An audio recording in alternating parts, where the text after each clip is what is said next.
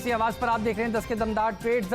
तो बढ़िया गुरुवार रहा है। देखिए अब तक का एक्सपायरी है आज, और एक्सपायरी से पहले बुल्स का पलड़ा भारी नजर आ रहा है, क्योंकि 9100 को देखिए होल्ड करने में वो सक्षम रहे हैं। 250 पॉइंट ऊपर बैंक निफ्टी है, और बैंक निफ्टी के हाथ में ही चाबी है। पिछले कुछ दिनों से ये जब वीक हो रहा था तो भारतीय बाजार कमजोर हो रहे थे, और देखिए कल जो इसने पुल बैक दिखाया और आज उस पुल बैक को और आगे खींचने में सक्षम रहे हैं, तो फिर यहाँ पर देखिए कॉन्फिडेंस और बढ़ता है। 1.25% ऊपर इसीलिए दरअसल आपको मिड कैप इंडेक्स नजर आएगा। जब बैंक निफ्टी स्टेबल है तो मिड कैप्स में एक्शन देखने को मिलेगा। थोड़ी देर में नीरज और मैं आपको नया खिलाड़ी भी बताएंगे। देखिए एक गिरने वाले शेयर के सामने चल जी 2 से ज्यादा बढ़ने वाले शेयर हैं, तो थोड़े से बैकफुट पर बेयर्स आते हुए। हेमंत जी, आप बिल्कुल सही फरमा रहे हैं। मेरे ख्याल से अब आप लगभग 45 मिनट देख चुके हैं बाजार को कंसोलिडेट होते हुए, और इन पहले 45 मिनट्स में कम से कम ये वाली जो पाड़ी है वो आपको बुल्स के नाम आती हुई दिखेगी। अभी भी निफ्टी ने अपने आप को बचाकर रखा हुआ है। लगातार तीसरे दिन आप तेज़ी देख रहे हैं 40 अंक की निफ्टी पर, और बैंक निफ्टी जैसा कि आप कह रहे थे कि चाबी बाजार की तेज़ी या मंदी की इसी के हाथ में है, तो फिलहाल आपके सामने 250 अंक ऊपर 18,000 पॉइंट के आसपास, 18,088 पॉइंट के आसपास आपको ट्रेड करता हुआ दिखेगा बैंक निफ्टी। दोनों पर आपको पहले 45 मिनट में एक अच्छा हरा निशान देखता हुआ मिले हैं। देखते हैं कि ये कंटिन्यू करता है नहीं करता। अन्य कई ऐसे इंडिसेस हैं हेमंत जी जहां पर आप जो शुरुआती तेज़ी देख रहे हैं वो बरकरार है। मैं 2 इंडिसेस पर खास ध्यान दे रहा हूं आज। निफ्टी का फार्मा इंडेक्स जो आपको फिलहाल 9,480 पर चलता हुआ दिखेगा। यहाँ पे 10 के 10 इंडेक्स के कंपोनेंट्स आपको हरे निशान में दिखेंगे। 10:0 का एडवांस डिक्लाइन रेशियो है। निफ्टी फाइनेंशियल सर्विसेज का इंडेक्स अभी 1.25% ऊपर है, 9,092 के आसपास। यहाँ पर 20 के 20 शेयर आपको हरे निशान में आते हुए दिखेंगे। तो ये तो हाल आपको फिलहाल एडवांस डिक्लाइन रेशियो का आता हुआ दिख रहा है पूरे बाजार में।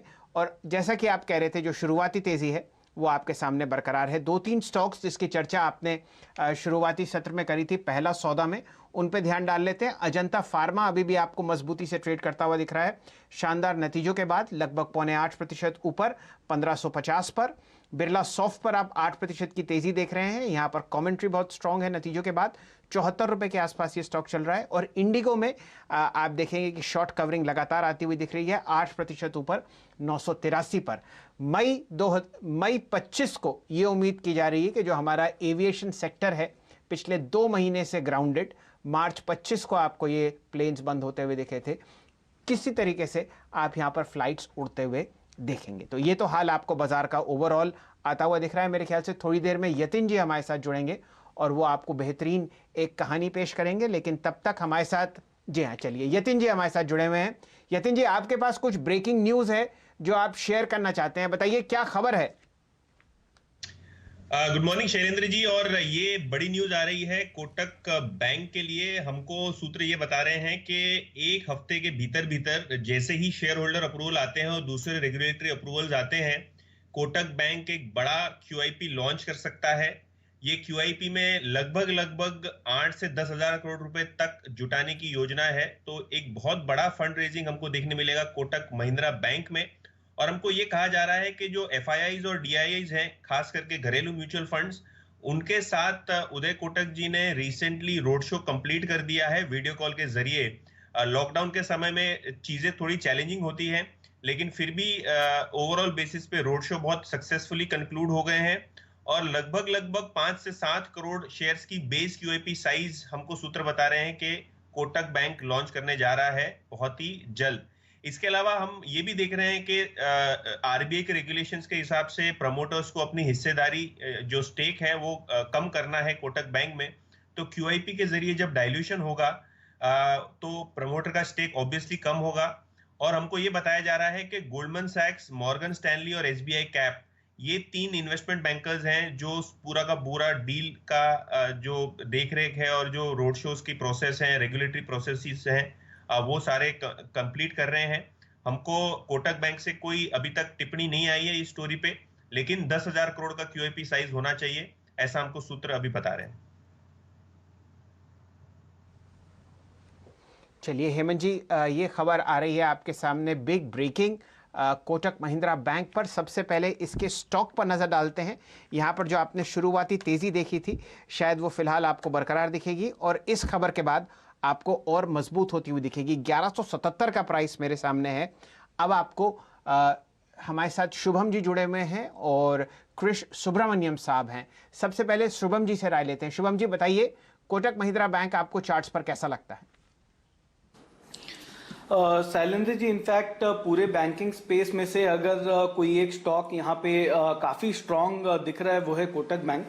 और अभी ये न्यूज़ के बाद वो व्यू रीआइटरेट होता है। तो मुझे लगता है कि आज का जो यहाँ पे ट्रेंड है उसमें अगर हम देखें तो कुछ 3 दिन का एक कंसोलिडेशन के पार निकल करके अब स्टॉक ट्रेड कर रहा है। तो यहाँ पे ब्रेकआउट है और ये ब्रेकआउट को हमें पार्टिसिपेट करना चाहिए।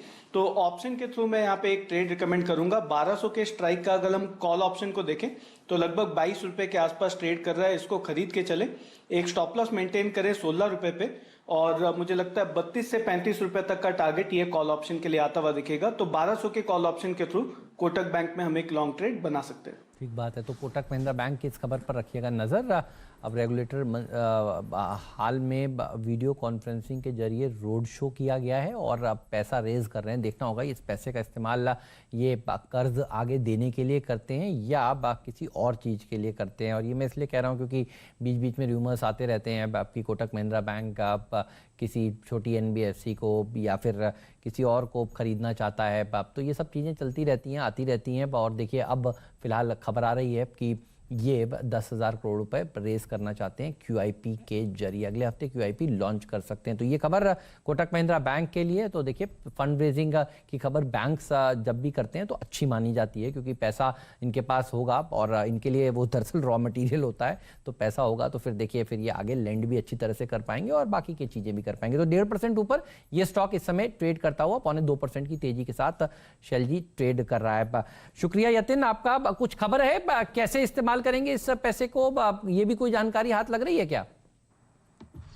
देखिए हेमंत, आपने पहले ही इंडिकेट कर दिया कि NBFC में प्रेफरेंशियल इशू या कोई टाइप का नहीं चाहता था, ये 3 दिन से र्यूमर है।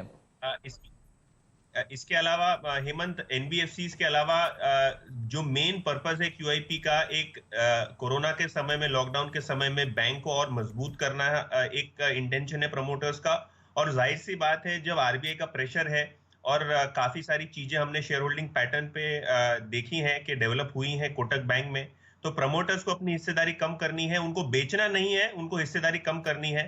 तो शेयर्स बेचने से अच्छा है QIP से डाइल्यूट कर दीजिए एक पोर्शन, तो उतना लोड कम हो सकता है। तो ओवरऑल बेसिस पे हमको ये कहा जा रहा है कि जो प्राइमरी ऑब्जेक्टिव है बैंक की बैलेंस शीट मजबूत करना है इन डिफिकल्ट समय में।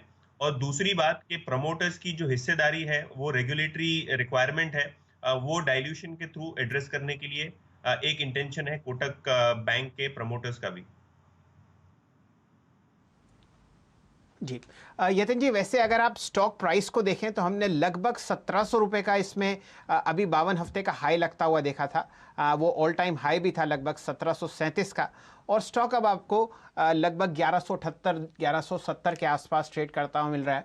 मैं ये मान के चलता हूँ जिस हिसाब से क्वालिटी है इस बैंक की बैलेंस शीट की, और थोड़ी देर पहले जब प्रदीप जी हमारे साथ जुड़े हुए थे तो उन्होंने ये भी बताया था कि काफ़ी सारी डिपॉजिट्स अब स्ट्रॉन्ग प्राइवेट सेक्टर बैंक्स की तरफ मूव कर रही हैं, वीकर बैंक्स पब्लिक सेक्टर और प्राइवेट सेक्टर दोनों में।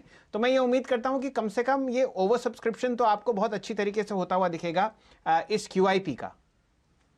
बिल्कुल शैलेंद्र जी, देखिए कोटक बैंक एक ऐसा बैंक है जहां बहुत जबरदस्त तरीके से इंस्टीट्यूशनल इंटरेस्ट हमेशा रहा है और रहता रहेगा।